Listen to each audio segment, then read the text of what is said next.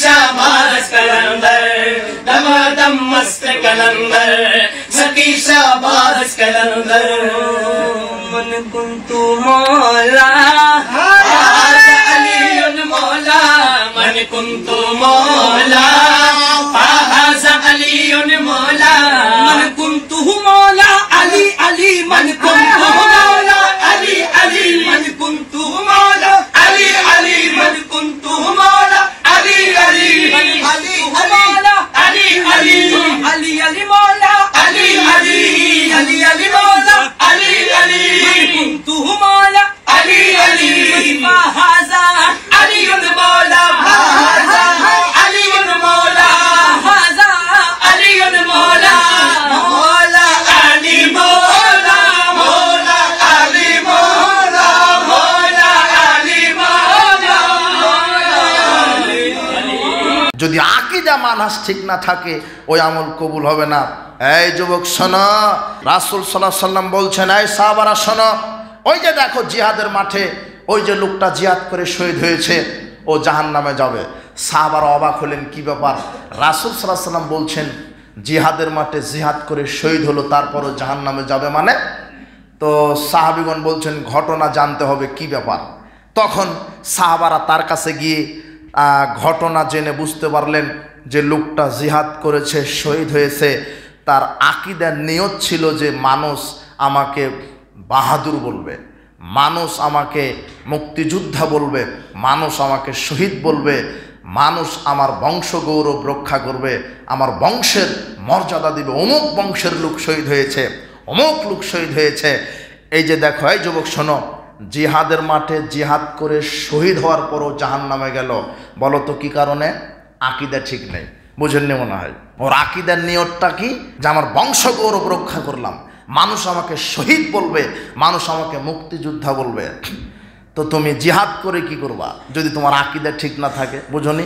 নগদ হাদিস, নগদ। তো তোমার আকীদা যদি ঠিক না থাকে তাহলে তুমি জিহাদ করে কি করবা? তার মানে আকীদা আগে, জিহাদ পরে। আচ্ছা, হিন্দু যদি জিহাদের মাঠে গিয়ে শহীদ হয়ে যায় জান্নাতে যাবে? কেন? ওর কি নাই? ঈমান নাই, আকীদা নাই। তুমি আকীদা মানহাজ আগে বোঝো, আল্লাহ তোমাকে সেটা বোঝার তৌফিক দান করো।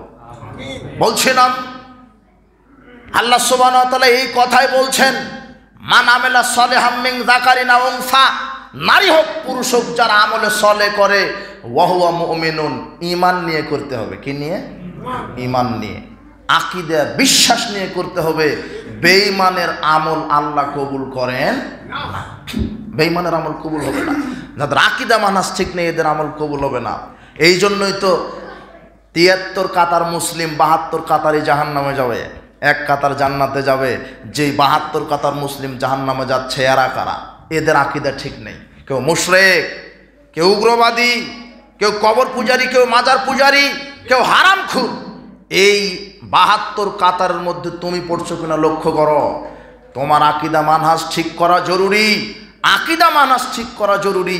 যার আকীদা মানহাজ ঠিক নেই সেই শহীদ হয়েও জাহান্নামে যাবে, শহীদ হয়ে জান্নাতে যেতে পারবে না। বিচারের মাঠে আল্লাহ ৩ শ্রেণীর মানুষকে দিয়ে জাহান্নাম প্রথম উদ্বোধন করবেন। ৩ শ্রেণীর মানুষকে দিয়ে জাহান্নাম প্রথম উদ্বোধন হবে। তার প্রথমে আছে শহীদ। প্রথমেই কে আছে? শহীদ। আল্লাহ শহীদকে বিচার মাঠে ডেকে বলবেন, এই তুমি কি করেছো? মামেল সাফিহা, তুমি কি আমল করেছো বলো। তখন শহীদ বলবে, কাতালতু ফিকা হাত্তা উস্তুশহিদতু, আল্লাহ কি বলেন? আমি আপনার জন্য জিহাদের মাঠে জিহাদ করে শহীদ হয়েছি। তখন আল্লাহ বলবেন, কাযাবতা, আজ তুমি মিথ্যা বলছো। ওয়ালাকিন্নাকা লিউকালা হুয়া জারিউন, তুমি জিহাদ করেছো, তুমি মুজাহিদ ছিলে, তুমি জিহাদের মাঠে জিহাদ করে শহীদ হয়েছো। তোমার নিয়ত ছিল যে মানুষ আমাকে বাহাদুর বলবে, তোমার নিয়ত, তোমার আকীদার নীতি ঠিক ছিল না। এরপরে আল্লাহ সুবহানাহু ওয়া তাআলা ফেরেশতাদেরকে বলবেন, সুম্মা উমিরা বিহি ফাসহিবা আলা ওয়াজহি তালকিয়া ফিন্নারে, এই সাহাবীগণ শোনো, এই শহীদকে তুমি ধরো, তোমরা এই শহীদকে ধরো, শিকল দ্বারা বাঁধো, এরপরে জিহ্বা নিচের দিকে, মাথা নিচের দিকে রাখো, আর 2 পা উপরের দিকে উঠাও, এরপর ধাক্কা দিয়ে শহীদকে জাহান্নামে ফেলে দাও। এই বলো, তাই যুবক বলো যে শহীদ কেন জাহান্নামে গেল বলো? ওর আকীদা কি নাই, নিয়ত কি নাই? আর তুমি জিহাদের অপব্যাখ্যা দিয়ে আকিদা মানহাজকে তুমি তুচ্ছ মনে করছো, তোমাকে আবার সময় দিলাম, তোমাকে 20 বছর সময় দিলাম, তোমাকে 20 বছর সময় দিলাম, আকিদা মানহাজ কি বলে এটা আগে তুমি শিখো। ধর্মের সাথে ফাজলামি করো না, তোমাকে আবার পড়াশোনা করতে হবে। তোমাকে আমি 20 বছর সময় দিয়ে গেলাম। সালাফি বিদ্যান, সালাফিদের ইতিহাস শিখতে গিয়ে তোমাকে 20 বছর সময় দিলাম। আকিদা মানহাজ কাকে বলে এটা শিখতে তোমাকে 20 বছর সময় দিলাম। তুমি জাতিকে কি দেখাতে চাচ্ছ? এই যে দেখো বুখারী মুসলিমের হাদিস যে শহীদকে দিয়ে জাহান্নাম উদ্বোধন হবে, শহীদ, অথচ শহীদদের এত মর্যাদা। রাসূল সাল্লাল্লাহু আলাইহি ওয়াসাল্লাম বলছেন শাহিদানা ইনদাল্লাহ সিত্তু খিসালিন, শহীদদের 6টা মর্যাদা, শহীদদের 6টা মর্যাদা। এক, মরার আগেই, রক্তের প্রথম ফোঁটা জমিনে পড়ার আগেই শহীদের সব পাপ আল্লাহ ক্ষমা করে দেওয়া হয়। মরার আগেই তার জান্নাতের থাকার জায়গা তাকে দুনিয়াতেই দেখিয়ে দেওয়া হয়। শহীদদের এত মর্যাদা। শহীদদের কবরের শাস্তি মাফ করা হয়, শহীদদেরকে কিয়ামতের আযাব থেকে মাফ করা হয়। শহীদদেরকে আল্লাহ মর্যাদার এমন একটা মুকুট পরিয়ে দিবেন, ইয়াকুত থাকবে, যেই মুকুটের দাম আকাশ জমিন বিক্রি করলে হবে না। শহীদদেরকে আল্লাহ 72 জন হুরের সাথে বিবাহ দিয়ে দিবেন। আর শহীদদের এত মর্যাদা যে 70 জন লোকের জাহান্নাম ওয়াজিব হয়েছে। শহীদ বলবে আল্লাহ ওই যে 70 জন লোক ওরা আমার প্রতিবেশী, আমি চিনি, ওরা জাহান্নামে গেল তো কি হয়েছে, আমি শহীদদের মর্যাদায় আমি সুপারিশ করছি তাদেরকে জান্নাত দিতে হবে। আল্লাহ একজন শহীদদের মর্যাদার দিকে দেখে 70 জন জাহান্নামকে মুক্তি দিয়ে জান্নাতে দিবেন।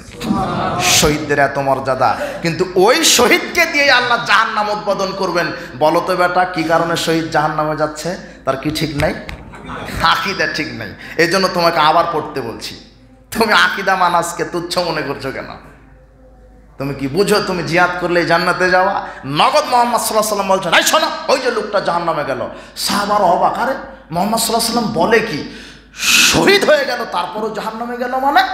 তদন্ত করে সাহাবারা দেখলেন যে না, লোকটা শহীদ হয়েছে বংশ গৌরব রক্ষা করার জন্যে, আল্লাহকে সন্তুষ্ট করার জন্য নয়।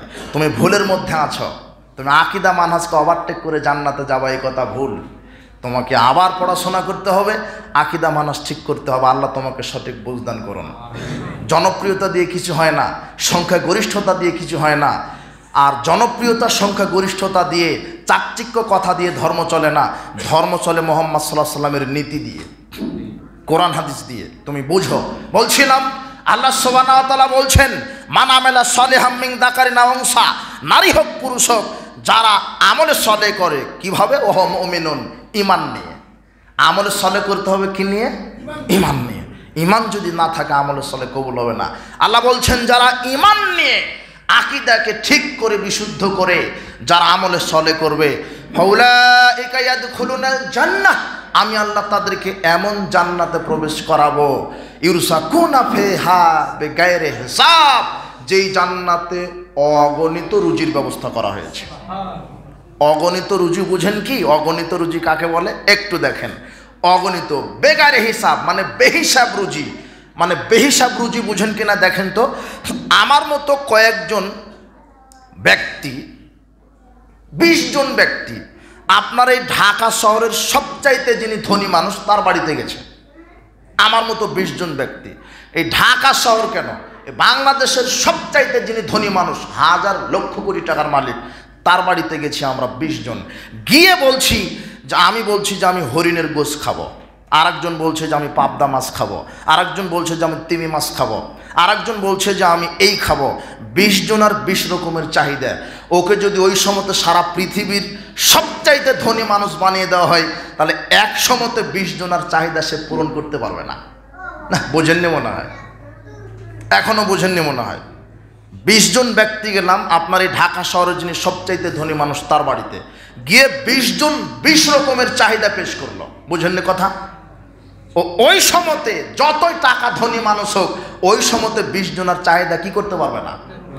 আর আল্লাহ বলছেন বেগারে হিসাব, মানে বেহিসাব রুজি দিব। এর অর্থ কি?